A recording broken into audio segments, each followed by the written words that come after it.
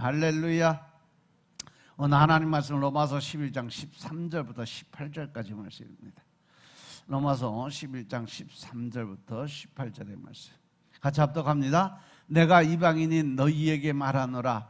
내가 이방인의 사도인 만큼 내 직분을 영광스럽게 여기노니 이는 곧 내 권력을 아무쪼록 시기케 하여 저희 중에서 얼마를 구원하려 함이라. 저희를 버리는 것이 세상 화목이 되거든 그 받아들인 것이 죽은 자 가운데서 사는 것이 아니면 무엇이리요.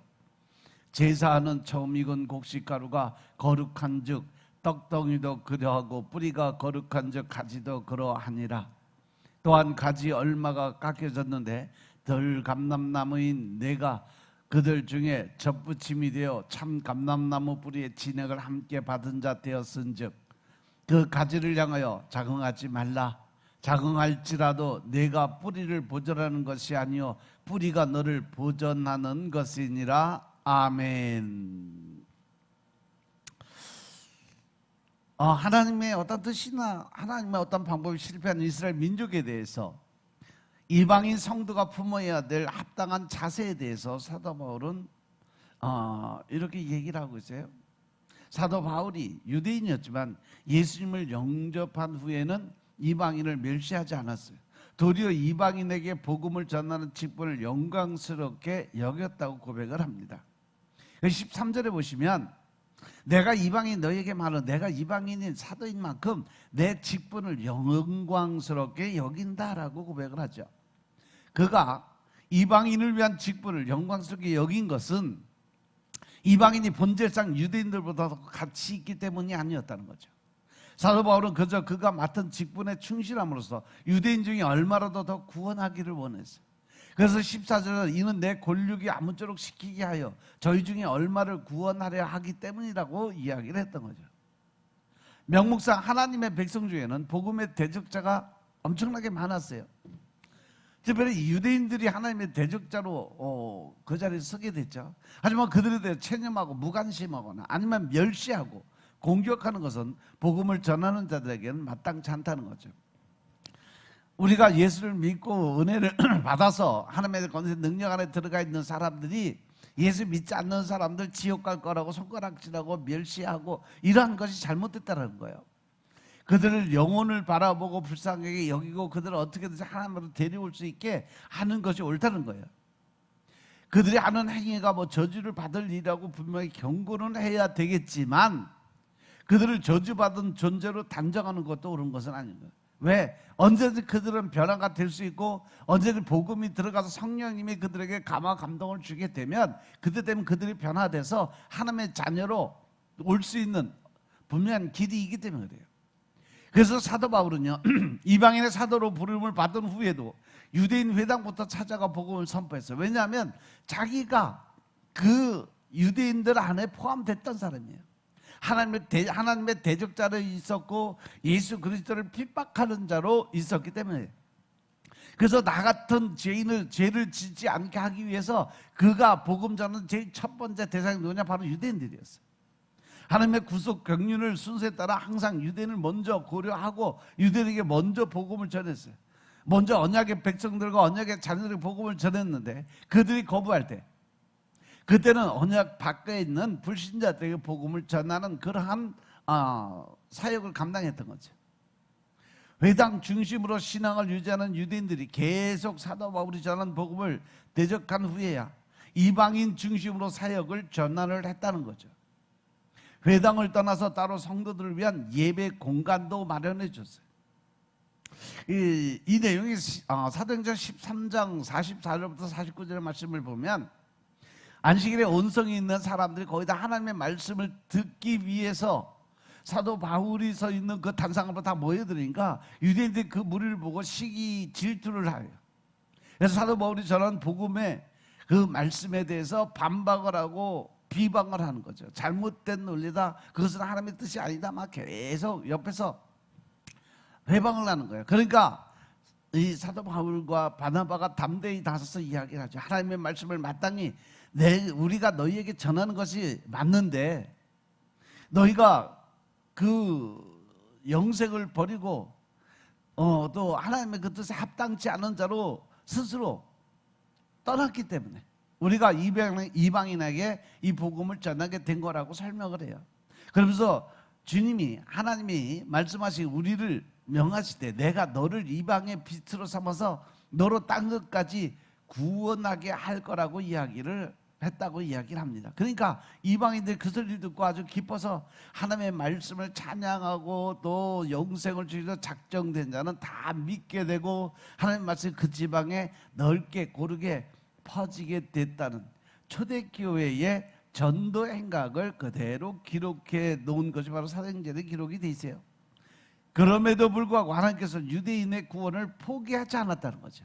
끝까지 어떻게든지 유대인의 한 사람이라도 구원을 받게 하기 위해서 끝까지 이 사도 바울을 들어 사용을 하셨어요. 그런데 그것이 지금까지도 그대로 하고 있다는 거예요. 이스라엘 백성들을 구원하기 위해서, 이스라엘 민족을 구원하기 위해서, 복음화 시키기 위해서 지금도 수많은 선교사들이 그곳에 가서 돌에 맞아 죽고 칼에 찔려 죽고 목매라 죽고 그렇게 순교자의 길을 걸어가면서 이스라엘 복음을 전하고 있는 사람들이 아직도 있다는 거예요.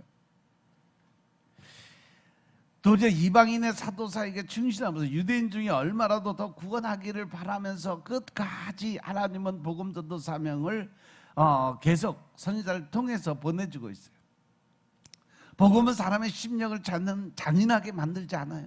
신앙생활에 모범생만 소망을 두게 하지 않아요.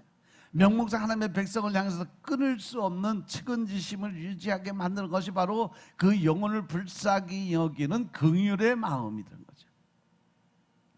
하나님의 백성을 긍휼하게 여길 수 있는 마음, 그것이 바로 예수 그리스도의 마음이었고 우리를 긍휼하게 여기서 구원하신 예수님의 최종 목적이었음을 깨달으시기 바랍니다. 복음은 어떠한 죄인도 변화시키는 하나님의 능력이에요. 그 능력을 진정으로 믿는 사도들이 완고한 죄인에서도 결코 소망을 끊지 못해요. 왜?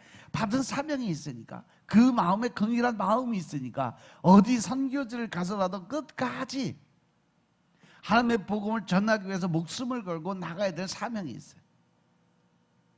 대단해서 힘들고 어려울 때 이제 복음을 그만 전해야 되겠다고 생각한다 하더라도 결국 그들은 중단하지 못해. 왜?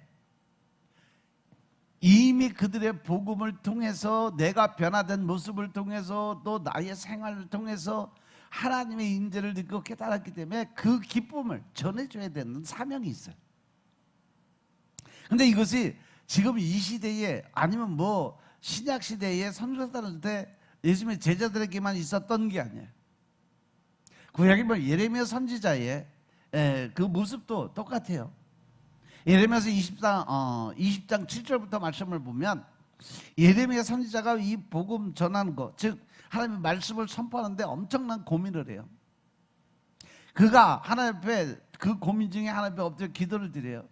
하나님께서 나를 택하시고 내가 그 택함을 받았고 하나님께서 나보다 더 강하시니까 내가 끝까지 안 한다 그래도 하나님이 계속 하라고 해서 할 수 없이 내가 그 말씀에 순종하다 보니까 지금 많은 사람들의 조롱거리가 되고 사람마다 종일토록 나를 조롱하고 비판하고 헐뜯고 그 가운데 있다고 한탄을 해요.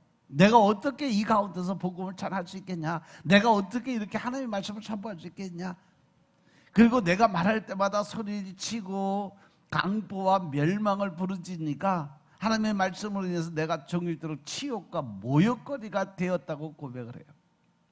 그래서 내가 다시는 하나님의 말씀을 선포하지 않고 그 이름을 말하지도 않을 것이라고 생각을 하면 내 가슴이 불이 붙는 것 같아서 골수에 사무치는 그런 답답함에 밀려온다. 그래서 견딜 수가 없어서 나는 그래도 하나님의 사역을 감당해야 되겠다고 고백하는 장면이 바로 이 예레미야서 20장에 기록이 돼 있어요.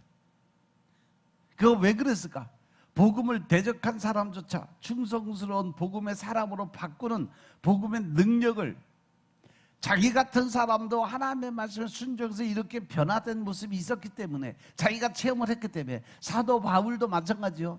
그가 그 마음 속에서 진정한 하나님의 사랑을 느끼고 하나님의 긍휼의 마음을 받았기 때문에 그가 변할 수밖에 없었다는 거죠. 그래서 그 대적의 변화를 바라보면서 하나님께 은혜를 간절히 구하는 거예요. 간절하면 여러 형태로 만나 적어도 낙심해서 뒤로 물러서는 상태는, 그러한 상태는 안 된다는 거죠. 그래서 히브리서 10장 38, 39절에 보면 오직 나의 의인은 믿음으로 말미암아 산다 그랬어요. 그래서 뒤로 물러서면 내 마음이 저를 기뻐하지 않겠다. 즉 다시 말해서 이 말씀은 우리가 믿음 생활하고 신앙생활을 하면서 자꾸 과거의 생각에 끌려가서 내가 옛날로 돌아가는 그 모습을 보면 하나님이 기뻐하지 않는다는 거예요. 왜냐하면 우리는 뒤로 물러가 침륜에 빠질 자가 아니고 오직 영혼을 구원함에 이르는 믿음을 가진 자다. 과거의 내 모습에 자꾸 빠져서 뒤로 자꾸 침체되는 그러한 신앙은 하나님이 기뻐하지 않는 신앙이다. 왜? 우리는 이미 구원을 받았고 그걸로 인해서 기쁨을 느끼고 또 하나님의 그 사랑함을 받았으니까 이제는 다른 사람들을 위해서 다른 영혼들을 구원함에 앞장서 나가야 될 사람들이 자꾸 뒤로 과거의 생각에 붙들려 살면 하나님이 기뻐하지 않는다는 거예요. 사도 바울은 로마를 방문할 길이 막혀서도 계속 찾고 두드렸어요. 편지를 통해서라도 복음을 전하려고 기록한 책이 바로 이 로마서예요. 이처럼 사도 바울은 복음을 전하지 않으면 화를 입는다는 자세로 하나님께서 주신 직분에 충실하며 자기 재능을 최대한 다 드렸다는 거죠. 그러면서 자기가 어떻게 전도 사역을 했는지, 어떻게 복음을 전도했는지 고린도서 9장 16절 이하에 보면 내가 복음을 전할지라도 자랑할 것이 없다는 것은 내가 부득불을 할 일이었기 때문에 그렇다. 왜? 내가 예수 그리스도의 사랑을 받았어. 내가 예수 그리스도를 만남을 해서 성령의 체험을 해서 그렇기 때문에 나는 이제 완전히 하나님의 사람으로 변화가 됐기 때문에, 그러면서 만일 복음을 전하지 않으면 내게 화가 있을 거라고 선포를 하죠.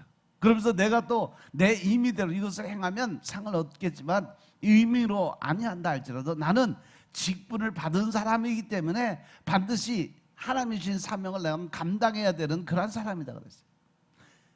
그러면서 내가 받을 상이 뭐냐? 내가 복음을 전할 때 값없이 전하고 복음을 인해서 하나님께서 사도 바울이 주신 권한을 다 쓰지 않는 것이 바로 내가 해야 될 일이다.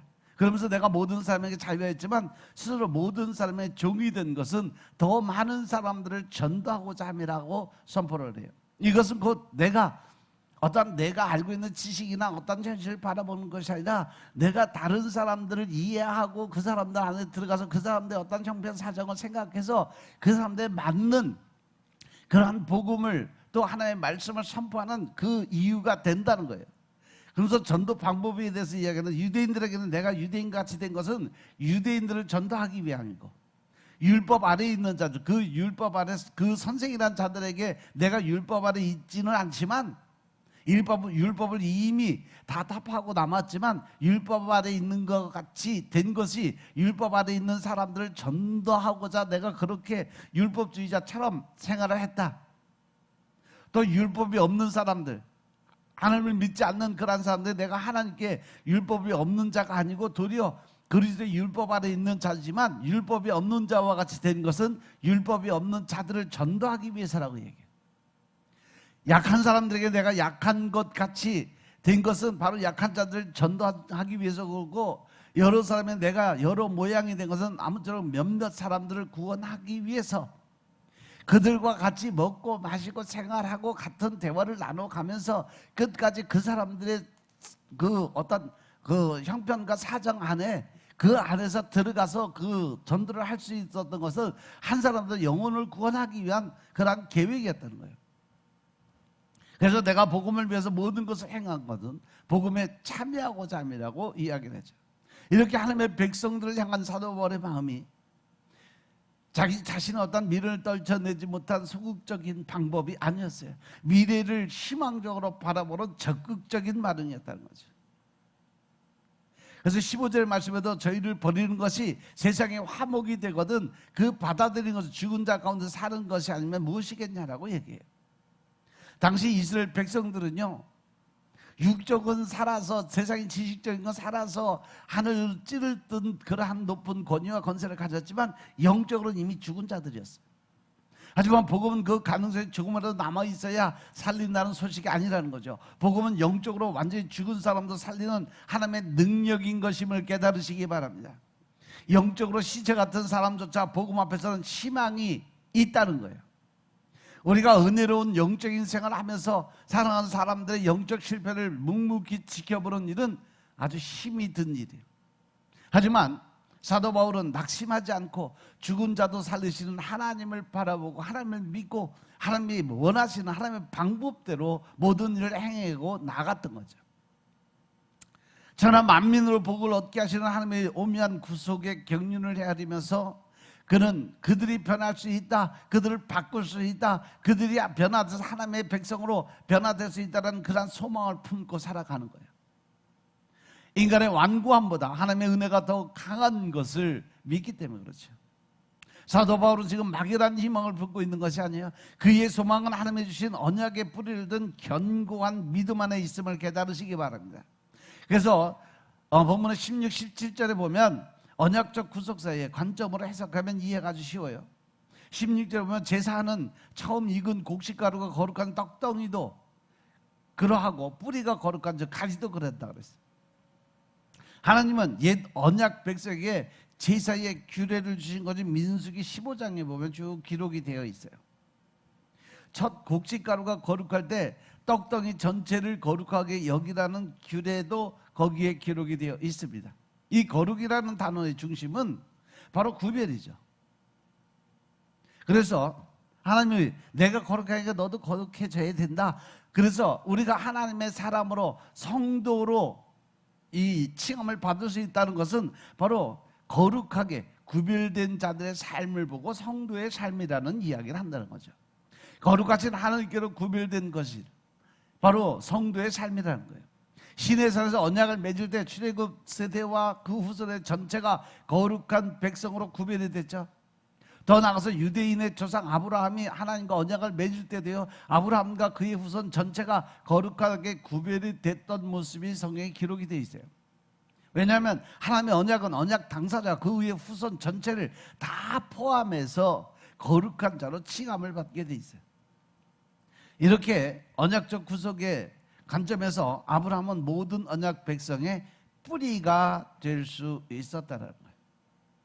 물론 노아의 시대 이후에 아브라함 백성의 모든 사람들이 다 이제 죽고 이 노아의 식구들만 남아서 다시 새로운 하나님의 그 시족이 형성이 돼서 지금 이 세상이 이루어졌지만 유대인으로 구성된 언약적 백성은 여기서 말하는 참 감람나무의 모습이었어요. 그들 중에 17절 그 전반부에 보면 가지 얼마가 꺾여졌다고 그랬어요. 하나님은 좋은 열매를 맺기 위해서 썩은 가지를 솎아내셨어요. 그 후 야생 돌감람나무를 참 감람나무에 접붙임을 하신 것이 바로 이 이방인들이 하나님을 믿게 만드는 복음의 증거자로서의 변화된 그 모습이죠. 돌감람나무 가지는요, 이방인을 중심으로 구성된 새 언약의 백성들이 그들은 꺾이지 않고 남은 참 감람나무 가지와 뿌리 진액을 함께 받은 자가 됐다라고 17절에 기록이 되어 있어요. 이 비유는 좋은 가지를 나쁜 나무에 접붙이는 통상적인 원의 방식과 완전히 다르다는 거죠. 아브라함에게 약속하신 언약의 복을 유대인의 남은 자와 이방 성도가 함께 누리게 하신 하나님의 오묘한 구속의 경륜을 표현하기에 적절한 그러한 단어 표현이에요. 옛 언약 백성과 새 언약 백성은요, 뿌리를 공유하며 똑같은 진액을 공급을 받아요. 무엇으로? 하나님의 말씀, 성경으로. 그런데 유대인들이 알고 있는 이 구약적 개념의 성경, 이것은 율법주의적이기 때문에 그들이 이 신약의 그 예수 그리스도의 복음의 그 능력을 깨닫지 못하니까 지금까지도 그들은 구약의 모세 오경만 따지지 신약의 어떤 말씀은 예수 그리스도에 관한 말씀은 전혀 믿질 않아요. 하지만 하나님의 이 뿌리의 진액의 그 모든 공을 받는 원리에 보면 신구약의 연속성과 통일성이 있어요. 그러니까 새 언약 백성이 옛 언약 백성의 실패를 볼지라도 잘난 척하지 말라는 거예요. 너희가 구원받았다고 오히려 이스라엘 백성들을 무시하지 말라는 거죠. 18절에 보면 그 가지들을 향하여 자긍하지 말라라고 기록이 되어 있어요. 중세 로마 가톨릭은 이 권면을 무시했죠. 유대인을 박해하고 추방하고 더 나아가서 십자군을 통해서 대량 학살을 했어요. 유대인 학살한 거요, 나치만 그런 거 아니에요. 히틀러만 그런 거 아니에요. 히틀러 600만, 이거보다 더 많이 죽이기 십자군이에요. 가톨릭이에요. 중세 로마 시대 십자군 전쟁을 통해서 수많은 기독교인들이 엄청나게 죽었어요. 바로 우쭈라는 태도, 당시 유럽 이 거주의 유대인들 3분의 2, 곧 600만 명 이상을 학살하는 홀로코스트의 비극을 낳았던 것이 바로 그 자리예요. 예수님을 죽인 민족이라는 중구시를 붙이고 증오의 대상으로 삼았어. 그렇게 세상이 바뀌어서 이방인들이 유대인을 지옥의 땔감처럼 여겼다는 거죠. 이방인을 지옥의 땔감으로 여겼던 유대인의 오만함을 이제는 히틀러가 오히려 안갚음, 되갚음을 했다는 그런 얘기까지 있어요. 하지만 우리가 진정으로 복음을 깨달은 사람들은요, 유대인이 아니라 내가 그리스도를 십자가에 못 박았다고 시인하는 사람들이요. 옛 언약 백성의 실패를 보고 손가락질하는 그러한 복음의 태도가 이 복음에 합당한 반응이 아니라는 거죠. 사람들도 예수 안에 들어올 때 한순간에 회심한 사람들이 있어요. 그 사람들은 철저하게 변화가 되죠.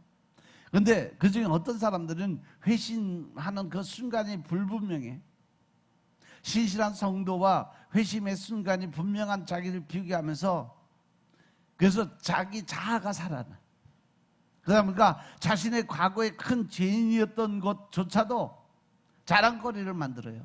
내가 과거에 이런 사람이어서 그런데 내가 예수 믿고 이런 사람이 됐어라고 자랑을 해요. 쉽게 말해서 내가 쪼무레기 죄인이 아니라 내가 그래도 거물급 죄인이었어. 그런데 내가 예수 믿고 변화가 됐어라고 은근히 자랑하는 그런 걸 하지 말라는 거예요. 경건한 척하지 않고 본성에 솔직하게 반응하며 살아왔다고 자랑하는 그러한 모습으로 살지 말라는 거죠. 이러한 마음은 율법을 무시하고 복음에게 준 자유를 방탕의 기회로 삼게 만든다는 거죠. 이렇게 은혜로 구원을 얻은 사람의 자긍은 부쩍 어리석은 짓이다라고 설명하는 거죠. 그래서 자긍할지라도 내가 뿌리를 보존하는 것이 아니라 뿌리가 너를 보존하는 것이라고 명심하는 거지. 즉 다시 말해서 네가 잘해서 하는 게 아니라 그 모든 걸 이루어 가시고 계획하시는 분이 바로 하나님이라는 걸 기억하라는 거예요. 내가 잘날 수 있는 건 아무도 없다는 거죠. 유대인의 남은 자들과 사도들이 하나님의 언약을 보존하고 계승을 했어요. 그들 덕분에 이방인도 언약 회복에 참여할 수 있었던 거죠. 연약해 보이는 그 언약 공동체가 나를 나는 거예요. 우리들의 언약복을 보존하고 전수한 기간이 바로 언약 공동체였음을 깨달으시기 바랍니다. 쉽게 말해서 이스라엘 백성들이 아니었으면 우리가 하나님을 제대로 알지도 못했고 또 그 율법이 없었으면 내가 죄인이라는 것도 깨닫지 못할 수도 있었다는 얘기예요. 오늘날 복음을 떠난 교회가 상당히 많아졌어요. 각종 썩은 냄새를 풍기는 교회들이 너무 많아요. 그들이 복음을 대적하고 있다는 사실은 사도처럼 명확하게 지적할 필요도 있어요. 은근슬쩍 WC에 가입하는 교단들이 점점 늘어가고 있어요. 그때 당시에 이 부산 그 행사가 있을 때 그때 나타났던 그런 교단 말고 지금 은근히 뒤에서 보이지 않게 가입하는 교단도 많고 또 KNCC도 마찬가지예요. 가톨릭에서 만드는 그 종교단체도 거기도 보면 다신주의예요. 모든 신들은 동등하다는 거죠. 하나님만이, 예수님만이 유일한 신이 아니라고 이야기하는 사람들, 그 사람들이에요. 근데 그 교단에도 WCC는 너무 사람들이 많이 알려져서 다 알고 있으니까 거기 들어가는 건 꺼려하고 KCC로 들어가는 그러한 교단들이 많아졌다는 거죠. 보이지 않게 뒤에 숨어서. 교회와 분리해서 우리가 분명히 하나님의 말씀 안에 서서 흔들리지 않는 신앙으로 살아가야 될 줄로 믿으시기 바랍니다. 절대 흔들리지 않는 신앙으로 이젠 이 세상과 협력하지 않고 마귀 사단과 합력하지 않는 오직 말씀을 의지하고 주님만 바라볼 수 있는 믿음의 군사들이 되시길 주님으로 축원합니다. 사도 바울이 바로 오늘 이 말씀을 통해서 우리에게 준 것은 자만과 교만의 마음으로 서 있을 때 넘어지지 말라고 이야기하는 그러한 말씀인 것임을 깨달으시기 바랍니다.